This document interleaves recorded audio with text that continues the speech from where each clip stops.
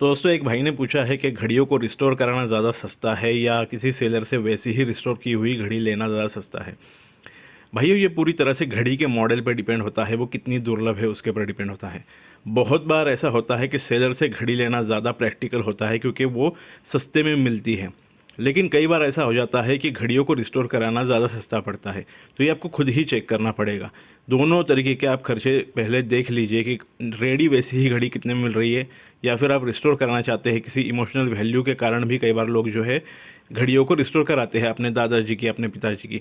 तो ऐसे में फिर आप खर्चे के बारे में नहीं सोच सकते, फिर आपको जो भी खर्चा होगा वो करना पड़ेगा। बहुत से लोग ऐसे हैं जो इमोशनल वैल्यू के लिए ही अपनी पुरानी घड़ियों को रिस्टोर कराते हैं, तो वहाँ फिर आपको ये थोड़ा सा महंगा पड़ सकता है और कई बार होता भी है। मैंने खुद ऐसा किया है, तो मुझे कई बार आर्थिक जो है, मैं कहूँगा कि इन्वेस्टमेंट मैंने ज़्यादा कर दी। तो आप सोच समझ के निर्णय ले सकते हैं। तो दोस्तों जो स्टूडेंट लोग पूछते हैं ना कि चाबी वाली घड़ी लूँ, ऑटोमेटिक लूँ या फिर क्वार्ट्ज़ घड़ी लूँ, स्टूडेंट के तौर पर कौन सी घड़ी बेहतर होगी। देखिए प्राइमरी वॉच के तौर पर आप क्वार्ट्ज़ घड़ी या डिजिटल स्मार्ट घड़ी ले सकते हो। इनकी एक्यूरेसी बहुत अच्छी होती है, ये मेंटेनेंस फ्री होती है।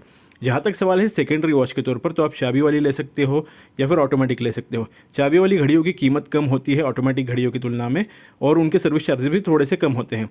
जहाँ तक सवाल है ऑटोमेटिक घड़ियों का, तो उनमें डेटेड फंक्शन भी आ जाता है और उनके सर्विस चार्जेस थोड़े से ज़्यादा होते हैं, क्योंकि ज़्यादा पार्ट्स होते हैं ना चाबी वाली घड़ी की तुलना में।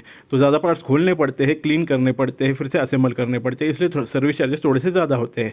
आप सोच समझ कर निर्णय ले सकते हो। जो भी घड़ी लीजिए ब्रांडेड घड़ी लीजिएगा, चाइना घड़ियों के चक्कर में मत पड़िएगा, क्योंकि आपको घड़ी जो है ना सिर्फ आज के लिए या एक साल के लिए नहीं लेनी है। आप एक बार इन्वेस्ट कीजिए, आपको सालों साल चलने वाली घड़ी मिल जाएगी, ब्रांडेड घड़ी।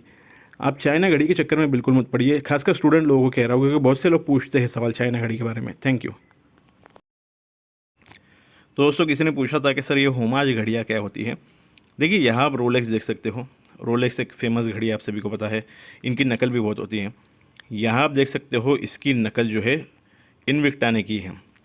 अब इनविक्टा ने इसकी नकल की है, मतलब इन्होंने इससे प्रेरणा लेके अपनी घड़ी बनाई है। यहाँ कहीं भी ये दावा नहीं कर रहे कि भाई हम लोग जो है रोलेक्स है, तो ये रोलेक्स का नाम यूज़ नहीं कर रहे।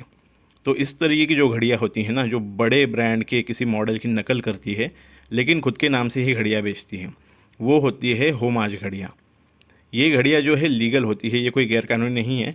प्रॉब्लम है इनकी क्वालिटी के बारे में। ये जो क्वालिटी देती है ना उससे ज़्यादा कीमत लगाती है। और चाइनीज़ घड़ियाँ है ना, तो भाई उससे दूर ही रहिएगा। चाइनीज़ घड़ियों के चक्कर में मत पड़िएगा, वो बिल्कुल भी नहीं टिकती है। इन्विक्टा तो फिर भी चलो, अमेरिका में अभी ये मॉडल बनता है। ये स्विस कंपनी थी पहले, बाद में अमेरिका में चली गई है, वहाँ प्रोडक्शन होता है इसका।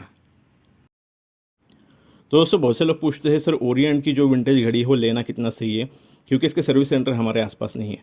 देखिए ओरिएंट नाम से आप ढूंढते हो ना, इसलिए आपको नहीं मिलते हैं। आप सेइको 5 के सर्विस सेंटर में इसकी सर्विस करा सकते हो, सेम ही चार्जेस होते हैं आपके सेइको 5 के जितने।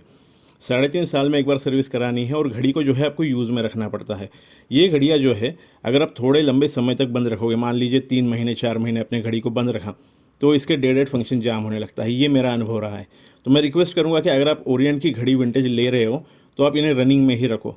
रनिंग में रखना ज़्यादा अच्छा होता है। कम से कम हफ्ते में एक बार इसे पहनो, कम से कम 10-12 घंटे आपके हाथ में ये घड़ी होनी चाहिए। तो इससे क्या होगा कि मूवमेंट जो है रनिंग में रहेगी। अगर आप घड़ी को रनिंग में रखते हो, मतलब उसकी मूवमेंट जो है वो रनिंग में रखते हो, तो बहुत सारे प्रॉब्लम जो है वो दूर हो जाते हैं।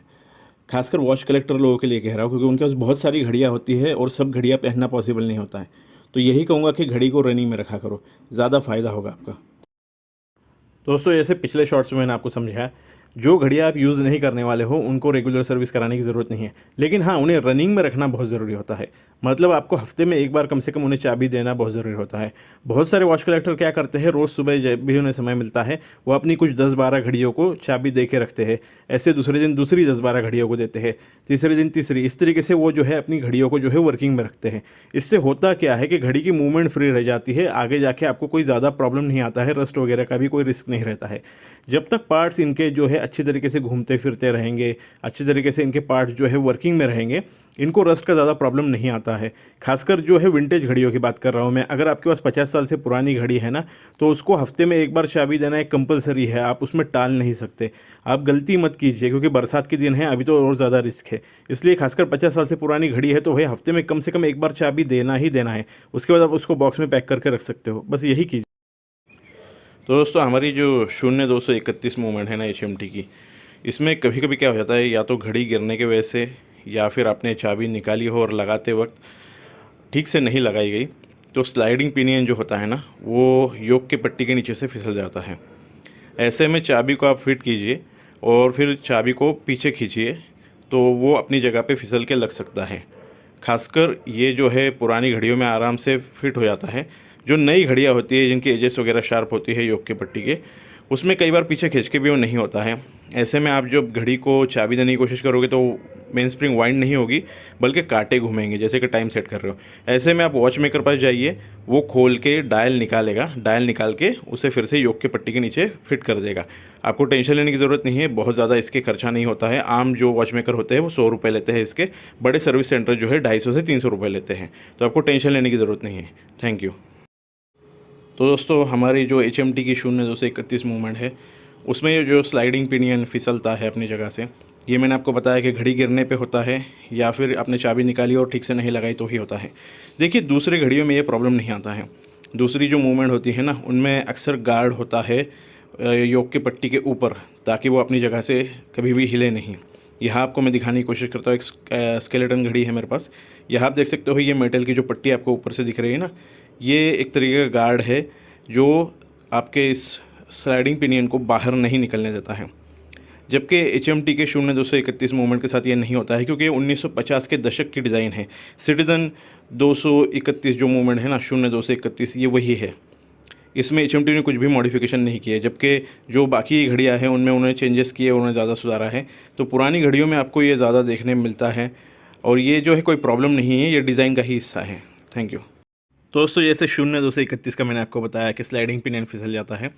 कई बार क्या होता है, हमारी घड़ी जो है 1.5 या 2 फीट की हाइट से गिरती है, तो वहाँ आपको ज़्यादा कोई टेंशन लेने की ज़रूरत नहीं है। ब्रांडेड घड़ी में सिर्फ आपको ज़्यादा से ज़्यादा रेगुलेट कराना पड़ेगा स्पीड को।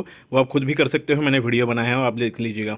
हाँ, आपकी घड़ी अगर ज़्यादा हाइट से गिरती है तो ऐसे में क्या हो सकता है, पैलेट फोर्क अपनी जगह से फिसल सकता है। ऐसे में एस्केपमेंट व्हील जो है फास्ट चलने लगेगा, आपके कांटे बहुत फास्ट घूमने लगेंगे जैसे ही आप चाबी दोगे तो, और आपको पता चल जाएगा कि भाई कुछ तो इसमें पार्ट जो है फिसल चुका है जगह से। आप सर्विस सेंटर जाइए, ठीक करा लीजिए, कोई ज़्यादा प्रॉब्लम नहीं आता है। हाँ, अगर बहुत हाइट से घड़ी गिरती है, मान लीजिए 5-6 फीट के हाइट से या उससे ज़्यादा हाइट से, तो कुछ पार्ट जो है परमानेंटली डैमेज हो जाते हैं। अक्सर कांच निकल जाती है ऐसे में, या कांच क्रैक हो जाती है। अंदर के कुछ पार्ट भी जो होते हैं ना, उन्हें आपको रिप्लेस कराना पड़ता है। तो आप सर्विस सेंटर जाइए। ये सब चीज़ें आप घर पे नहीं कर सकते। घर पे आप ज़्यादा से ज़्यादा रेगुलेट करा सकते हो घड़ी को, मैंने वीडियो बनाया है, वो आप देख लीजिएगा। उससे ज़्यादा कोई प्रॉब्लम आता है, घड़ी बंद पड़ती है बार बार, तो आप सर्विस सेंटर ही जाइए, खुद करने की कोशिश ना करें। Thank you.